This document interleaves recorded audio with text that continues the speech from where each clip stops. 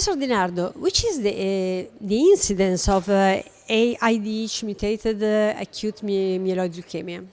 So there are two different types of IDH mutations, so IDH1 and IDH2. Taken together, they're about 20% of AML. IDH2 is a bit more common, so like 12 to 15% of AML patients will have an IDH2 mutation, about 8% will have an IDH1 mutation. And which is the prognosis of these patients? You know, the prognosis, it's not part of the prognostic scoring system. So IDH1, IDH2 mutations are not prognostic in and of themselves the way that perhaps an NPM1 mutation is. But we do know that patients with IDH2 mutations are particularly sensitive to venetoclax-based therapy. So that's been kind of a new and important story of the sensitivity of IDH2 mutated patients to venetoclax.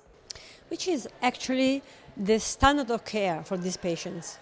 The standard of care is changing, especially in IDH1 mutated patients, and that's why this is such a hot topic right now, because IDH1 mutated patients can be treated with azacitidine or venetoclax, which works very well. But there's also the new approved treatment of azacitidine and ivosidenib, the targeted IDH1 inhibitor, where we're seeing really incredible improved overall survival in a randomized study specifically for IDH1 mutated patients. So that's right now the challenge with our field is, in a patient with an IDH1 mutation, do you use azacitidine venetoclax or azacitidine with ivosidenib?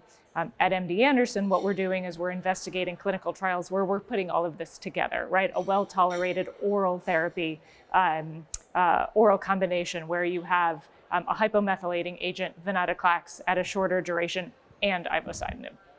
So what's on the horizon for these patients? Yeah, and so that's exactly what. The horizon, I hope, is confirmation that putting well-tolerated, effective triplet regimens together is going to lead to deeper remissions and more durable survival. And so that's what we're trying to develop.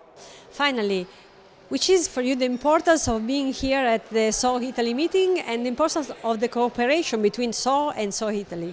You know, SOHO is just such an amazing opportunity to collaborate, right? So to bring ideas and communication and collaboration from all over the world, to share ideas, to become, you know, not only collaborators but also friends, and really just get to know each other well. And these meetings have been such a great way to disseminate information and again make these collaborations. So I've really enjoyed being a SOHO ambassador.